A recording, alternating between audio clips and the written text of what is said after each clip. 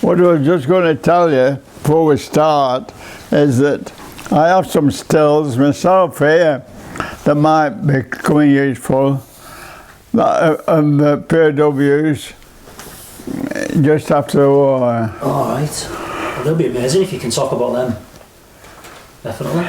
Well, he'll probably, if you ask me about what sort of diseases they drink or something like that, he'll go into the details about it, but that's what they look like. That's another one. And it looks, you know, I can have a look at them, sir. Hitting really, you know. It is.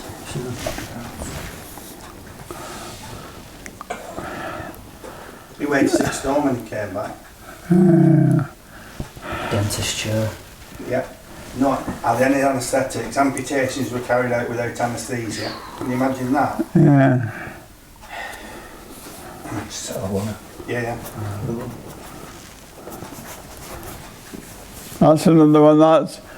That's a bridge of a view of the bridge before it was bombed near the Chunkai, and that's a typical scene of the accommodation we had. Right. And that's the Chunkai Cemetery, as it was when we left it. It's now taken over by the War Graves Commission. All right.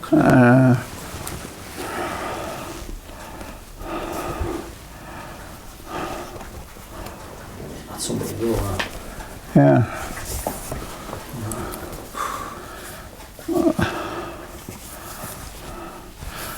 That's a copy of the map that shows all the camps that were involved when we were building the railway. It's about 250 miles long from Thailand to Burma. Yeah. And these are all the stations. That one.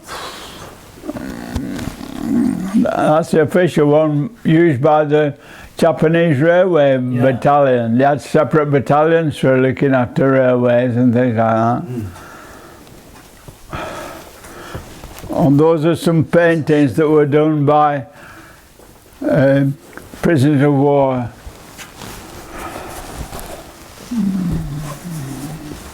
Was you allowed to have the materials then to paint and stuff, or What? was you given the materials so you could paint and that, or was it something you had to like have covertly?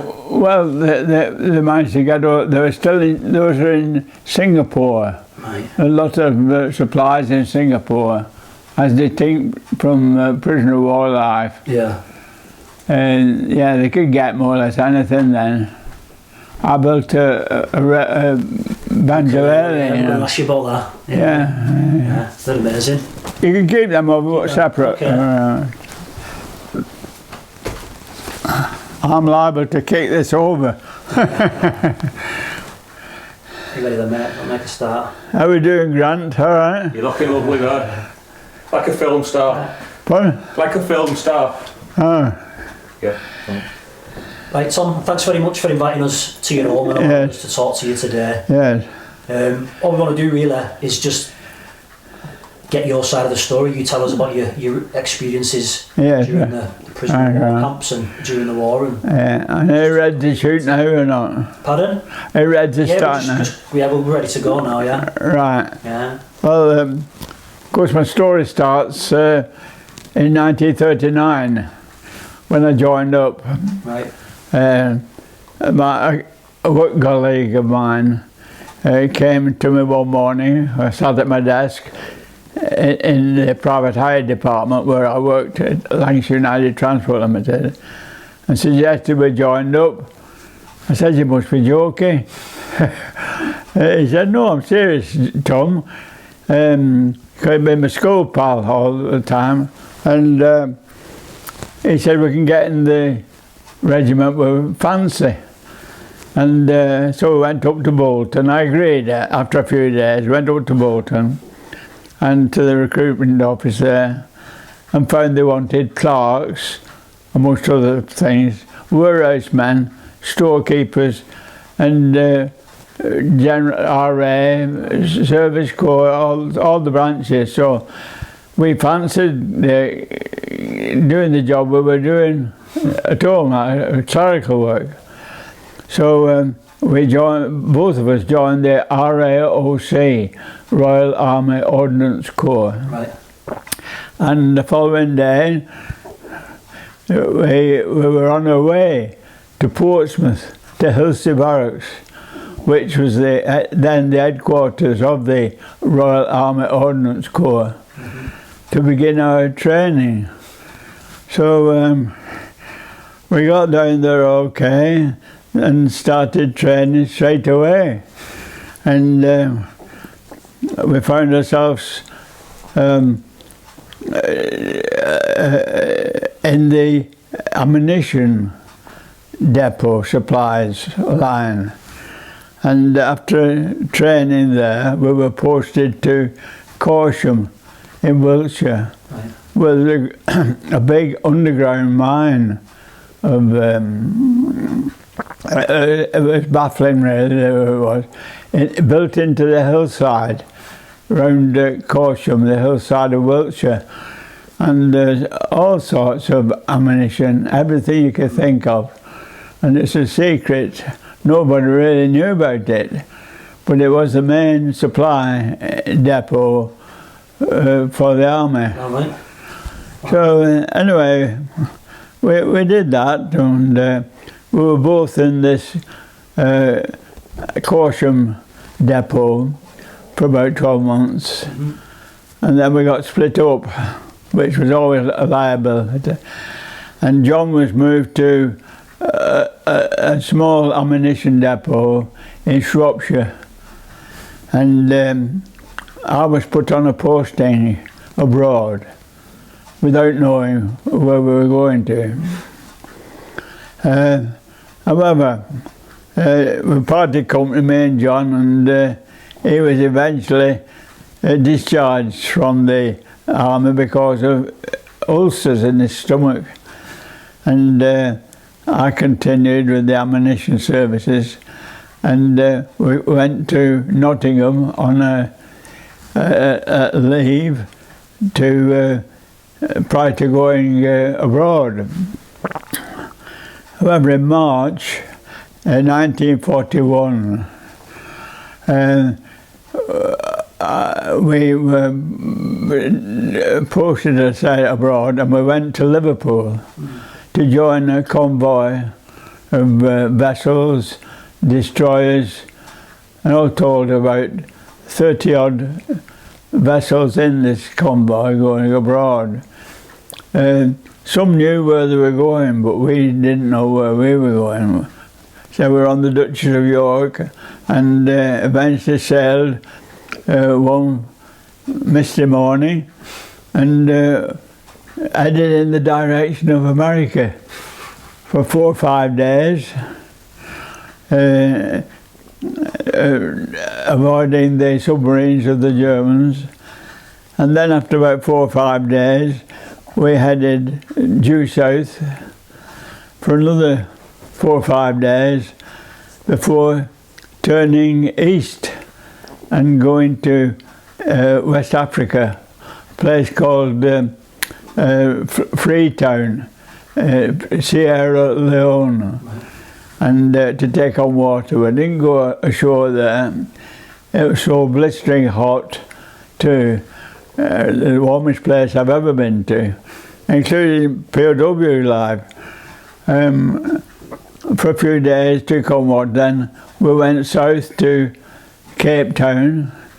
Half the convoy went to Cape Town, and half of it went to Durban, where we had a week's leave, as it were. We could go ashore, and the locals of Cape Town used to line up with their taxis and cars and take us around the area, showing us what it was like around there. And after that we rejoined our boats, and the convoy split up into two. Half of it went to the Middle East, and the other half went up to Burma, to Bombay in India.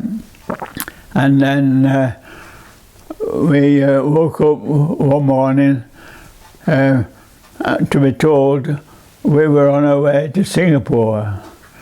There was no war out there. Singapore at the time.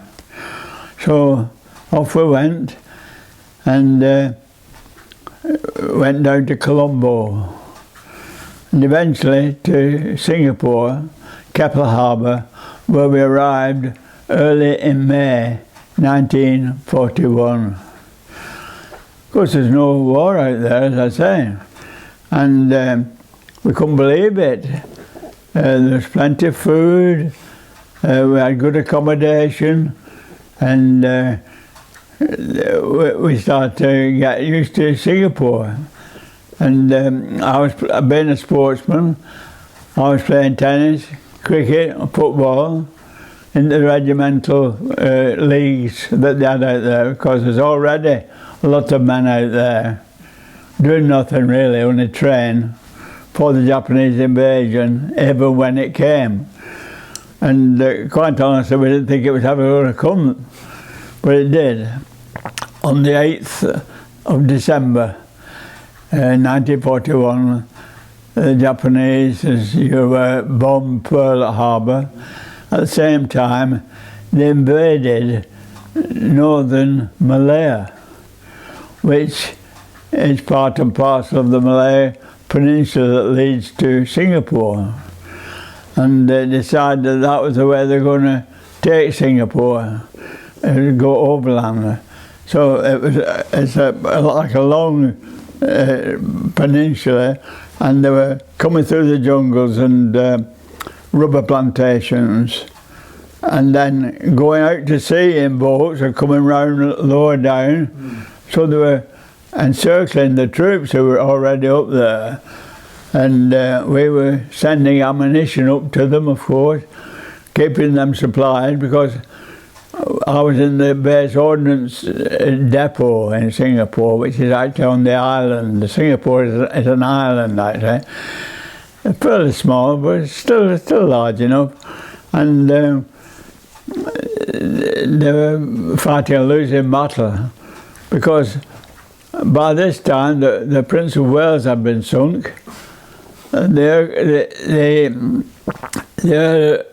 air forces were practically non-existent as far as we were concerned, and they had tanks, and most of our troops were using single-shot Enfield rifles, and the Japanese had automatics and things. So although there was enough men out there, we weren't equipped efficiently, really, to stop the rot. So slowly but surely it was unstoppable. They crept down Malaya to Singapore, where we put up quite a bit of resistance there, because they had to cross what's called the Johor Straits, which is water that surrounds Singapore, and we put a stop to it for a few days. But we're now we're getting into January and February now of 42, and as I say, this went on for a few days, and on the Thursday, the 12th of February 1942, we were instructed to leave our barracks and go to the base ordnance depot to try and defend the base ordnance depot, which never got round to, because before that we were withdrawn to Singapore railway station on Friday the 13th of February 1942, and Saturday was spent sorting ourselves out, more or less. There are a few ships still left that they could move people, so a lot of the higher ranking people were moved during Saturday night, sorry, and we were sent forward to new positions, joining the regulars the regular army, but we weren't, as base ordnance people, we weren't trained as a fighting force, but we were instructed to shoot any Japanese you saw. So we went up Bukit Timah Road, which is a road that runs from the city centre northwards to the causeway where the railway line crossed. And by that time the Japanese were coming onto the island in small numbers because the causeway had been blown up to a certain extent to prevent, I should say, easy access to Singapore. But they eventually made it, and we, as I said, on Bukit Timah Road, and we were told to stop firing. This is it was about 10 o'clock on Sunday morning, the 15th of February 1942, because the British forces, Lieutenant Percival, the head, was entering into talks about a possible surrender and the terms that would be applied. So we did as we were told. We stopped firing, and then about an hour or so later we had instructions to put down our firearms and ammunition in piles, that General Percival had decided to surrender forces and ammunition to the Japanese. So, because by that time the Japanese had taken over the reservoirs and electricity supplies on the island. So the following day we were told to go to the centre, which is a vast open space of grassland, and wait further instructions. We duly got there and were instructed to go to an area of the island called Changi, where there's a new airport now. But we were told to go there, and we walked all the way from the city centre to Changi, probably about 20 miles. And when we got there, we were absolutely demoralised and tired out, and more or less lay down where we could get and had a good sleep. Again, waiting for further instructions, which duly arrived, which said that we had to stay where we were, find accommodation, and we were captives. So we did that, and we got used to eating rice, because the food we were getting, by that time we were pretty hungry, because we'd not seen a decent meal for ages. The cooks started to try and cook rice, and we had all sorts of concoctions. Sloppy rice, with stiff rice, and some rice you couldn't eat at all. But they eventually got to know how to cook it, steam it, and it wasn't too bad in Changi, because there was still quite a lot of food on the island of Singapore. It was very well stocked with food, and we didn't live too badly then. So we weren't doing very much apart from being guarded by Korean guards. We were just getting through the days, waiting for further instructions, which eventually arrived in October. So we've been in Changi from February 42 to October 42. And the Japanese had decided to move us up into Thailand. which is a long way off, and we would be transported there on the one railway line that ran from Singapore through to Bangkok in cattle trucks. And the journey took 4 days and 4 nights, and there was no sanitary arrangements at all. It was diabolical. It was terrible. A terrible 4 days that. Eventually, when we had over 1 meal a day, we stayed at various places in Malaya on the way up, and we were allowed out of these cattle trucks, and the Japanese had made arrangements for local people to supply rice for us, a meal of rice and a few vegetables. And then on our way again to the next station. Anyway, we eventually arrived at a place called Bampong, which was where the new railway was going to start from, as a link off the main line and run through to Burma, which the Japanese hoped to conquer, of course. And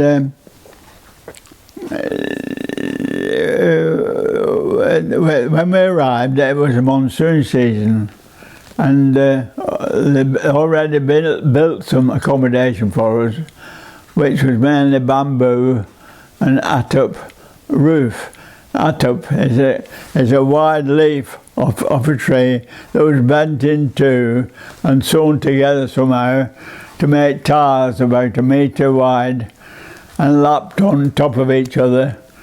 It was quite good actually, and but still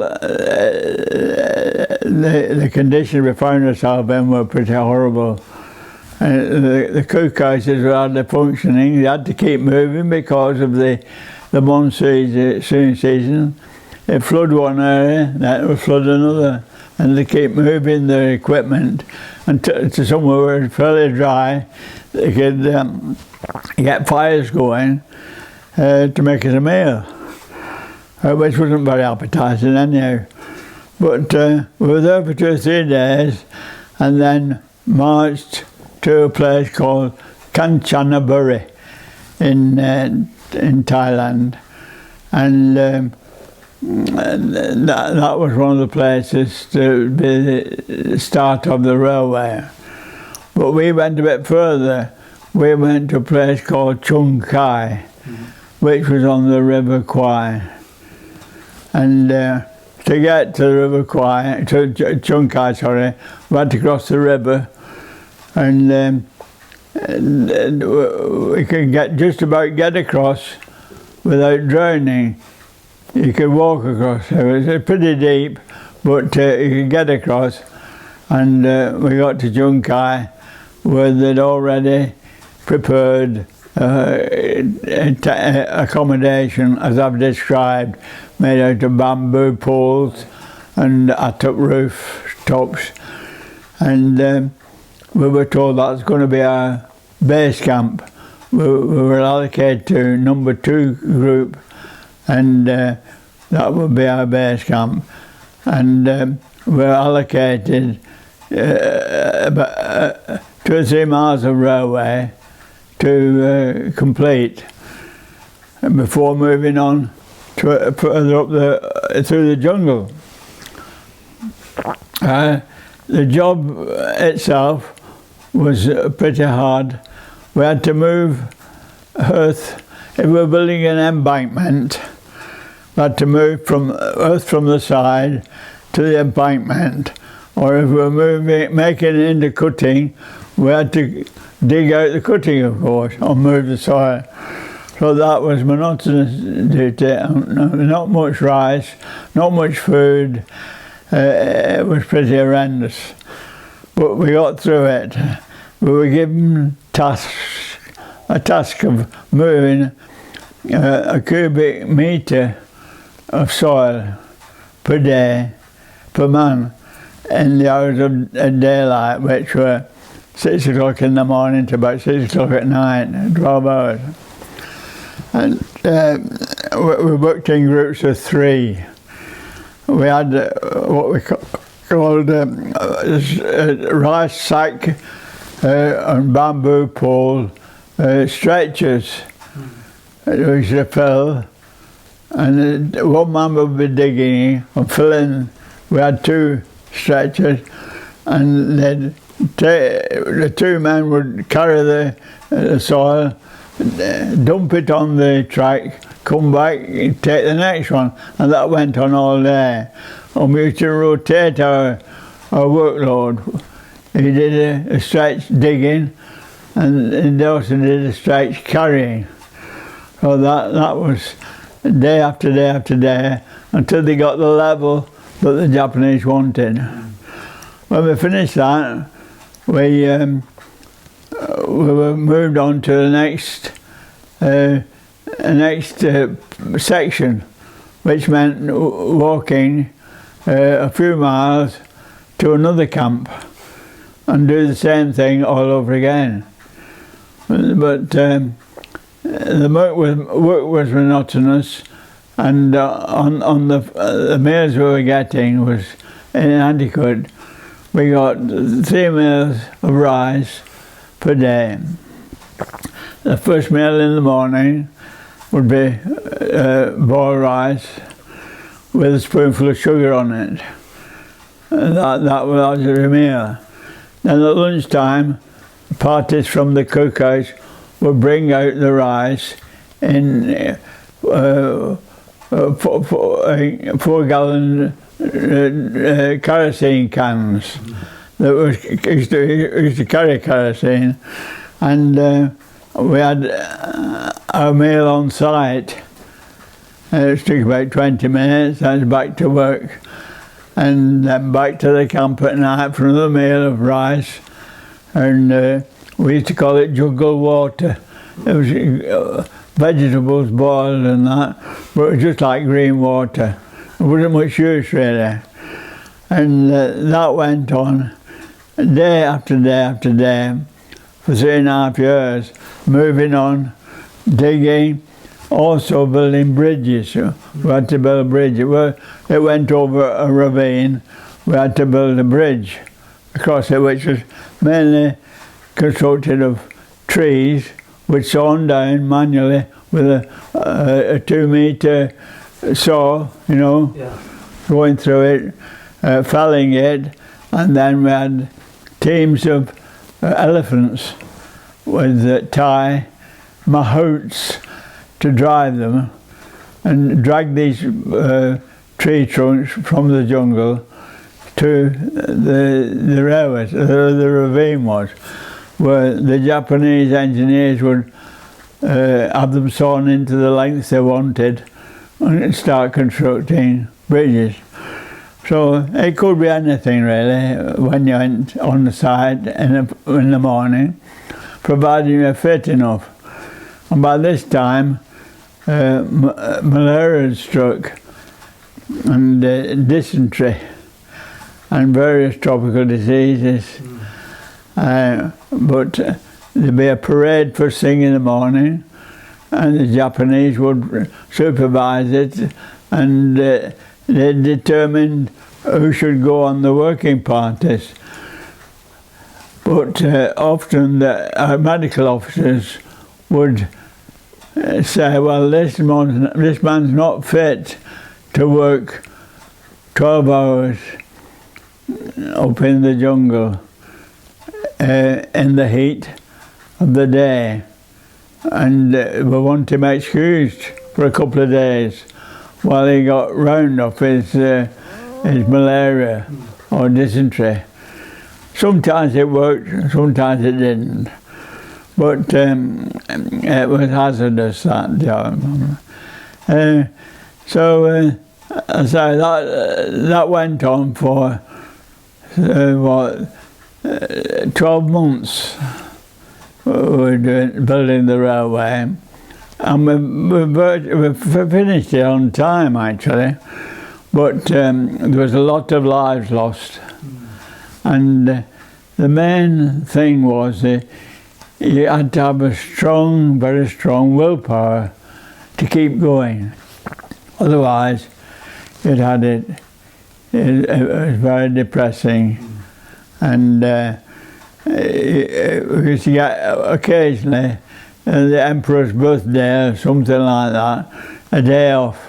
He had me day, that was. We look forward to them. It gives us a chance to get into the river, have a good wash down, and try to get the bed bugs out of our bed spaces, and get round off dysentery, but you're more or less always in a state of dysentery. And malaria, as I say, kept striking and striking. I personally had 32 attacks of malaria in various degrees, some worse than others. But I got through that, and you're lucky if you got a pinch of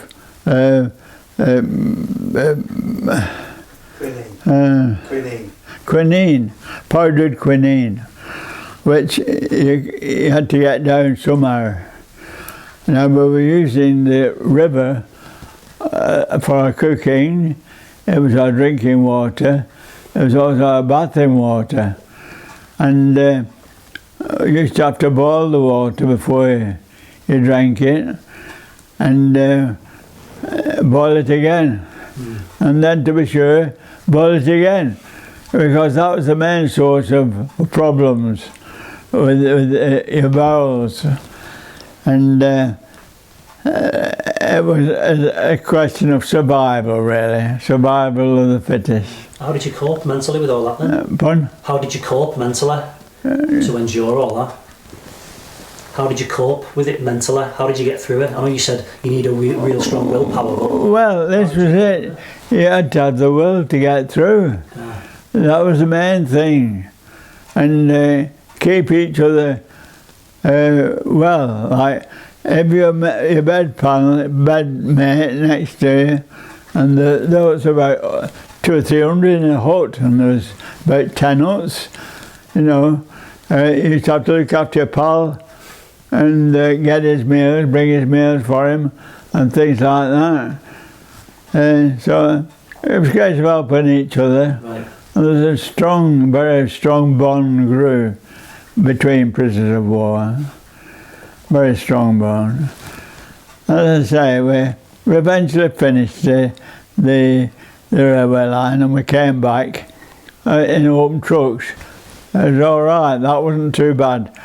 Coming back again, and we built a bridge called the Wampo Bridge, which is a very long bridge. It was a work of art, really, and when we was building it, we were under the instructions of the Japanese engineers and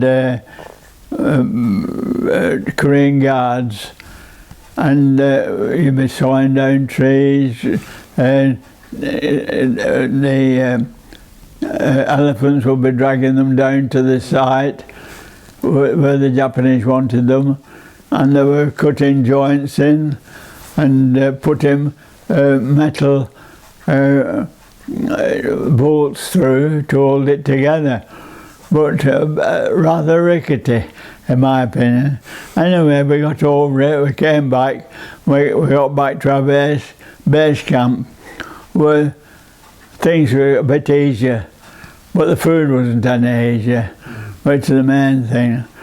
But there's a fellow called Leo Britt, he'd been on the stage in London, and he was a marvellous man. He could remember a lot of the storylines, and he used to put on some good shows.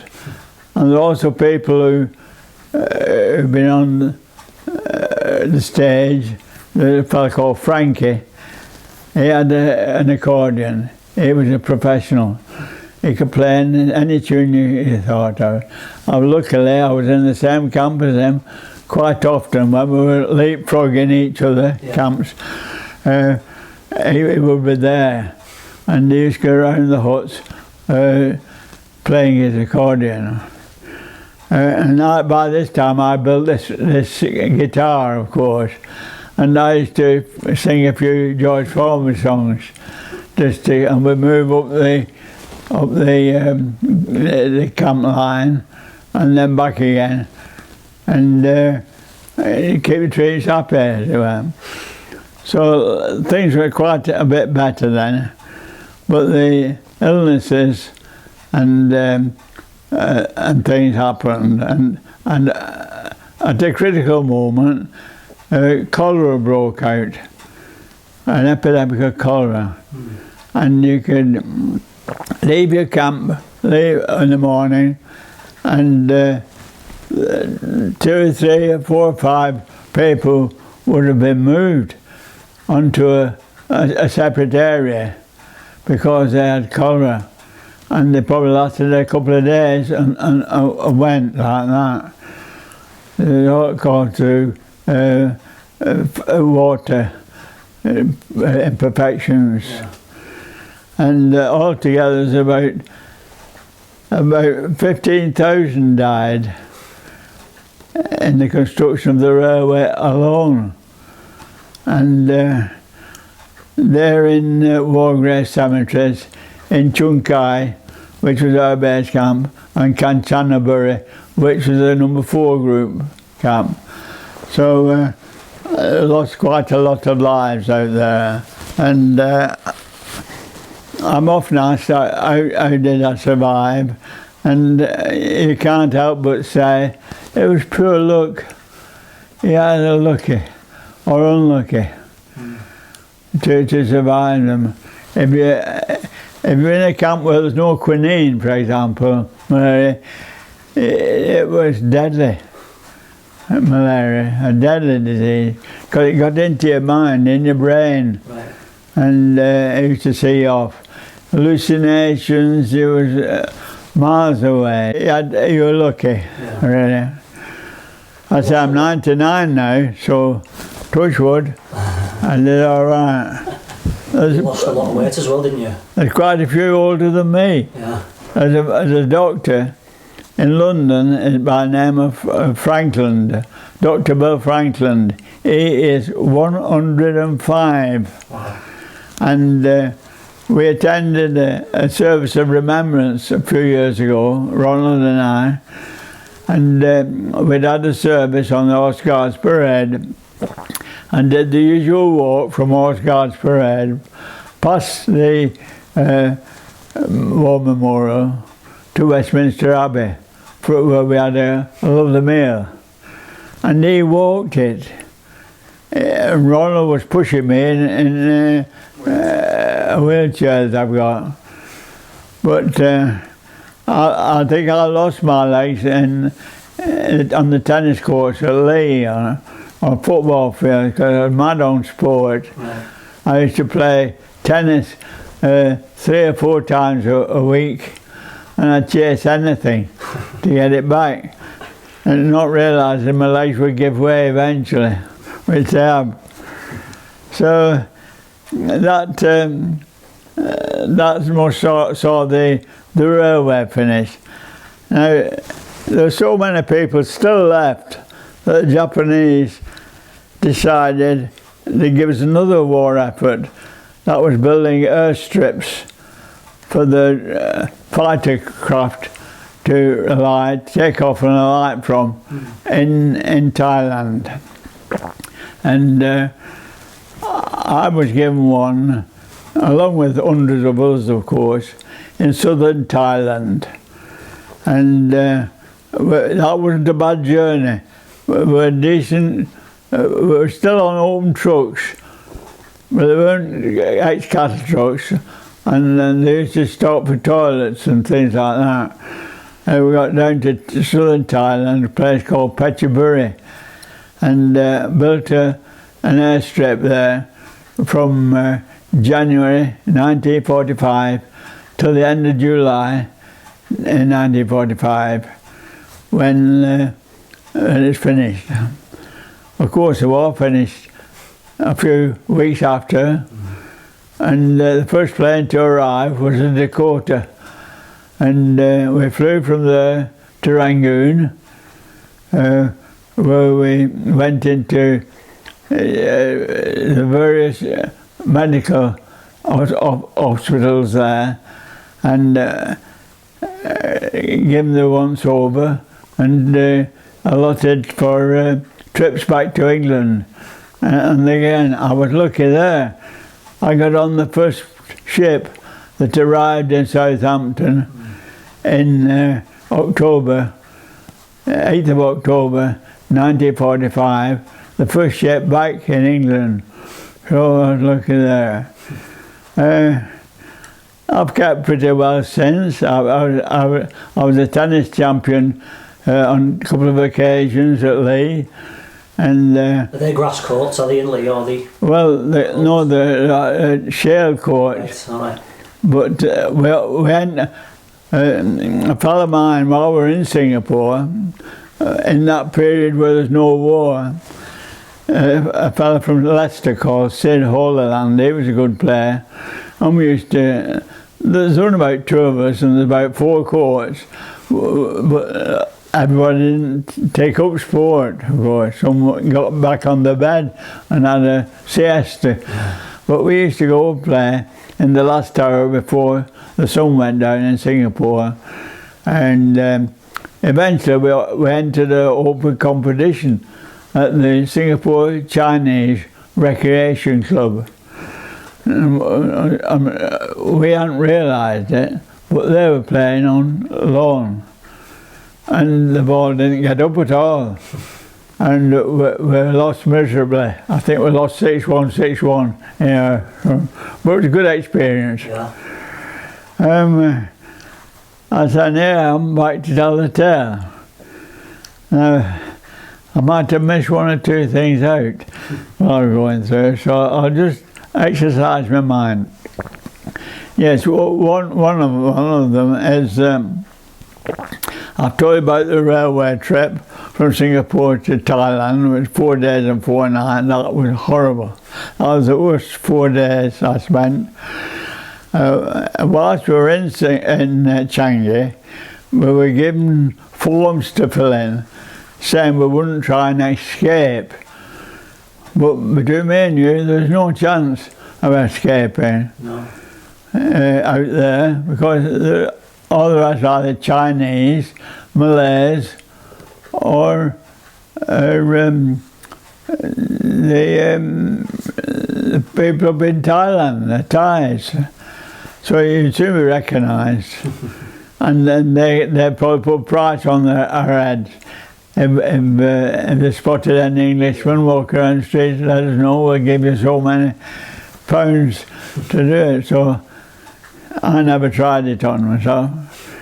The forms, anyway, we didn't sign them, these forms.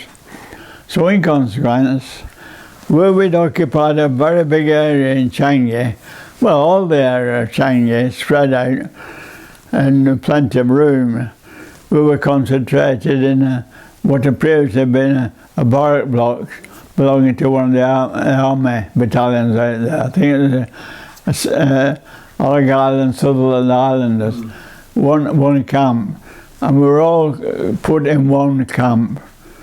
We were even sleeping on the parade grounds, yeah, and we were digging the parade area into slit trenches for toilet requirements, because that was the only type of toilet requirement we had, and it was always slit trenches. Even in the jungle there were slit trenches. Horrible things, maggots crawling up the side of them, and it was, as I said previously, horrendous. That was one. I told you I built this ukulele, which I've used. I know you dealt with a lot. And I donated that ukulele to the Imperial War Museum. Right. Now that's still on view. in the Imperial War Museum North, Salford. Yeah. And it's open every day. And when I donated, I specified that I didn't want it put in a back room somewhere. I wanted it to be on view. Yeah. They've honoured that requirement ever since then. We get back there from time to time, doing little speeches, talking to children who are visiting and things like that. So what do you think that ukulele represents then? Like what do you think that ukulele represents?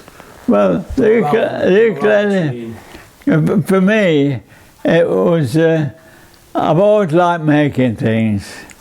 And since I come back, I made a sailing dinghy. I used to sail it on Leigh flash. And from parts which I had to trim and put together and that. And I was satisfied when I made it. And that was so satisfaction.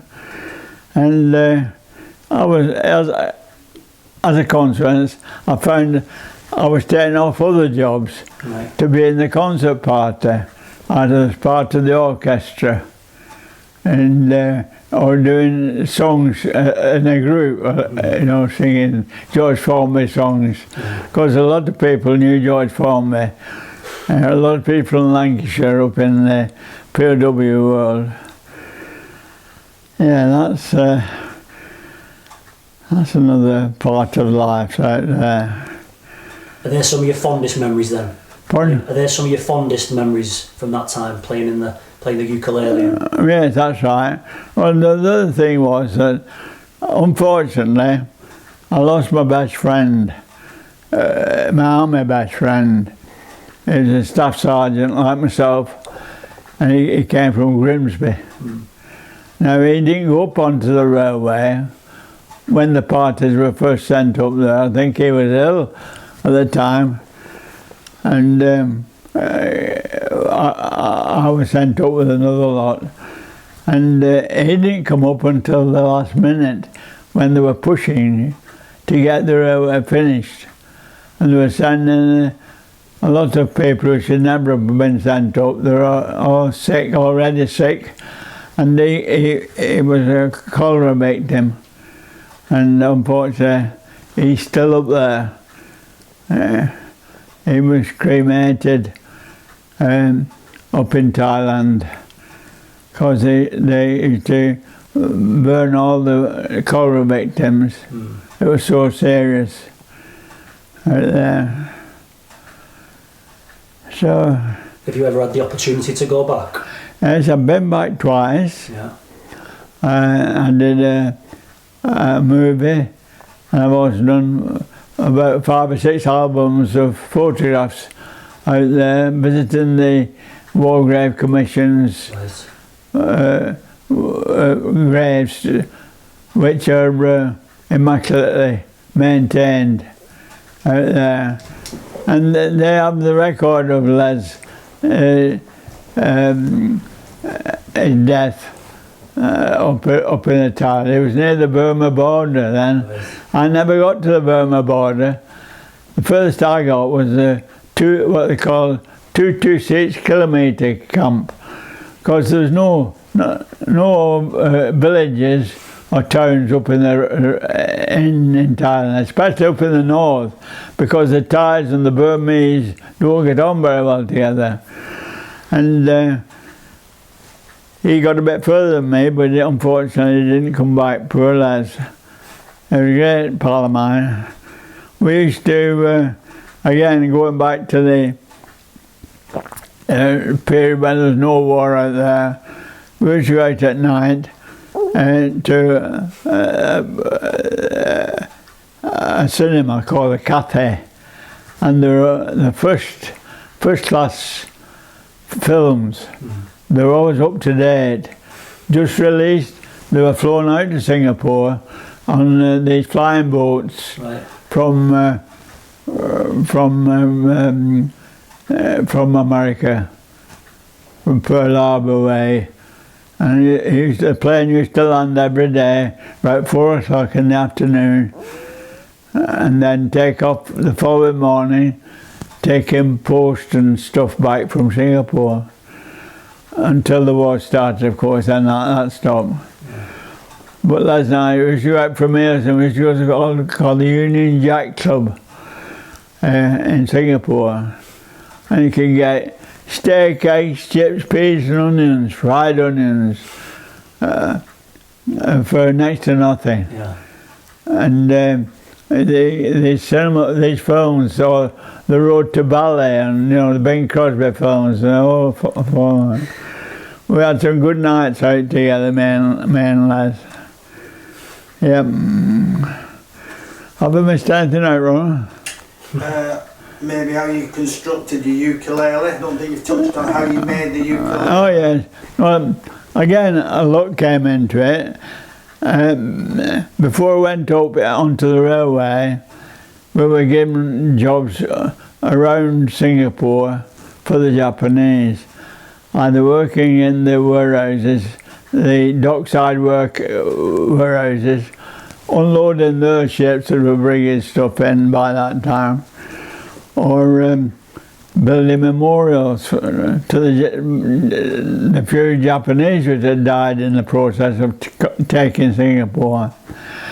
And I was, in June, I was put on a party to work at Kranji, as they speak from Changi. I picked all these words about A and then Kranji, and that was near the Kranji Naval Wireless Station, and there's a deserted village near to that place, and it had been bombed by the Japanese. And I was walking through one day, and I saw this broken down mandolin, and the gears that you used to tighten up the strings were still intact. So I took those off, and I thought, I'll have a go at making a banjo, because I had a ukulele before the war, and I bought one on the way out to Singapore at Cape Town, and just to amuse myself playing a piano. And then I looked round to find suitable wood to make a sound box, and the fret to take the frets, things like that, and put it all together over about 3 months, finding nails that are long enough to use, thin enough, and eventually made it and got it tuned up and brought it back. And that was a bit of a job bringing it back, because you always had your kit bag and you have a sack to carry, and your rifle. So I had my hands full getting it back.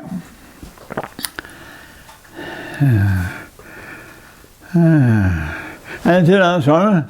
Where did you get the strings from, Dad? Oh, the strings. Well, the strings were telegraph wire. You used to cut and take, they call it separate strands inside the telegraph wire. And I tried them out and found it worked all right, so I used telegraph wire to create the strings. The bridges, those are easier to make, the bridges, on a wooden with 4 slots on for the 4 strings, and there was no problem there. Did you have to tune it by ear? Yes, that's right, yes.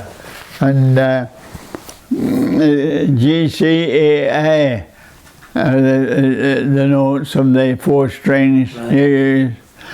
And used to tune it to the tune of "My Dog's Got Fleas."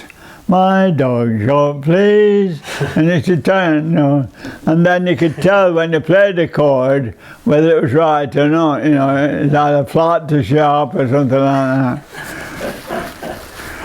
So I got through that all right. Anything else, Ron? Not really. Yeah. Not really. It's fantastic, Tom. Can I just ask you? That's more or less the end of my experiences. Yeah. The worst thing was the food, of course, and the intolerable work load, working through monsoon seasons. The saw wouldn't come off your spade, you know. Oh, I know, there's a meter stick. Each guard had what they called a meter stick. And when we finished our task, or thought we'd finished our task for the day, we'd tell them we'd finished, and they'd measure it. And it'd be 3 cubic meters, of course, if it was right. But if it was wrong, that was it. Out come the stick, it became a beating stick. They bash you on the back with this meter stick. Now that could be anything from an inch, half an inch, you know, to whack you with. In the mornings, we had to count in Japanese, which was something like this. Echi ni san si go roko sichi achi kuju. That's up to 10. Then it just repeats. Echi ju echi is 11.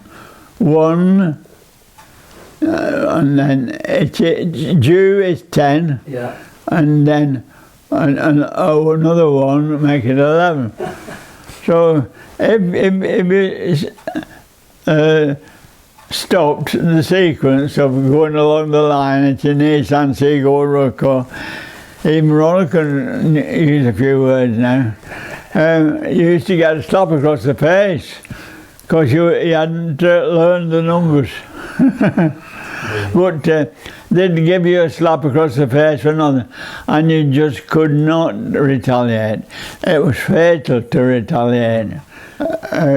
Officers were moved to Taiwan and somewhere, and the lieutenant colonels and below were taken prisoners of war with us, and they suffered the same anxieties and illnesses that we did. And Ronald's enjoyed reading that, haven't you? Yeah, I read it to him because of his eyes. He reads me a couple of chapters each day. Loads of books and Dad has, and that's the best account, true to life. All right. From what my dad's told you. Right. It's not, Well, I'll write that down before we go that one. That's the one. Have you any further questions, Johnny? I just want to ask you one thing. Pardon? You've obviously been through a lot of tough times. What advice, have you got any advice what you give people who are going through any tough times or dealing with difficulties? I'm not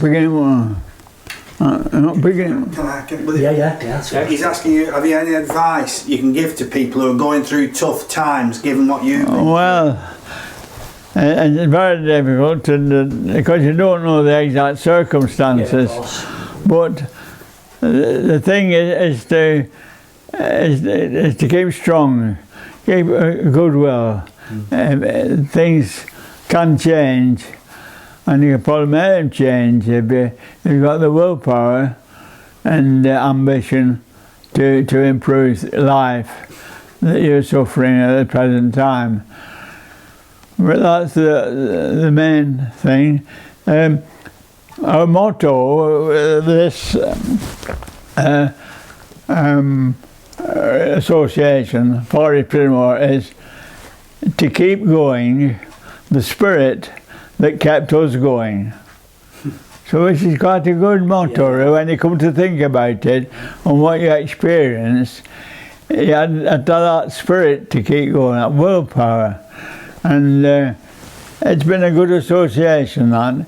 It's only just now that the small branches are closing down. Right. And there's not a lot of us left, of course, now.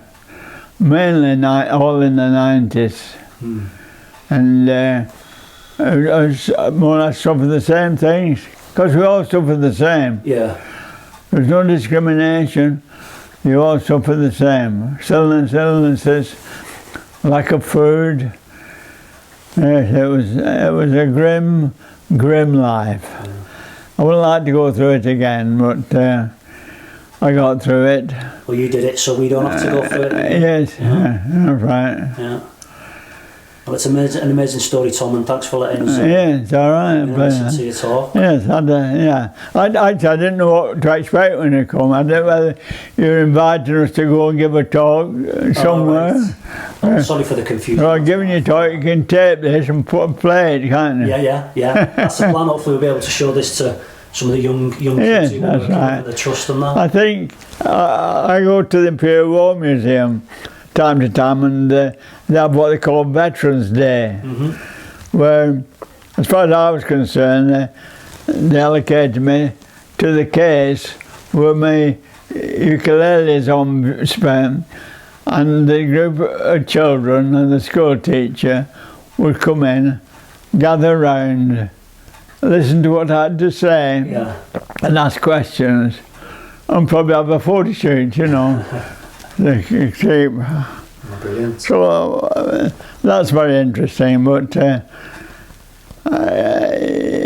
know, it gets you down to a certain extent.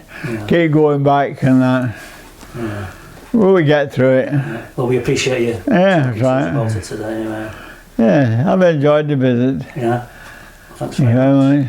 Will we see you at the breakfast next month? Oh yeah, that's right. When is it? Second Monday of every month. Yes, Matt McNannon. That's right, yeah. Because I was a fan of his when he came to play. You must have been the only one then. Pardon? You must have been the only one. No, I wouldn't say that. Not telling him that. I liked his style of playing. He's a good goal kicker. Yeah. But and the biggest centre three-quarter we've ever had. He could get over the line. He could fall over. I think we've signed 13 players on by now. Right. We're just enough to make a team up for next season. Can I offer you lads As you know, a tea or coffee? I'm fine, thanks. Cold drink. Is that better? I'll have a glass of water, please. Yeah, if that's that's all all right. Two glasses of water, please. Sorry it's too warm in here. But I think you probably agree with me, everybody says it, is memory. It's amazing. Absolutely. The days, Absolutely not just the years, amazing, all the months, the days as well. Hearing the names of the places. I know. It's Unbelievable. yesterday, we're talking 70 odd years ago. I think you're a remarkable man. You really are. I think so. Yeah, definitely. I don't know, I feel very ordinary, quite honestly. It was nice having you.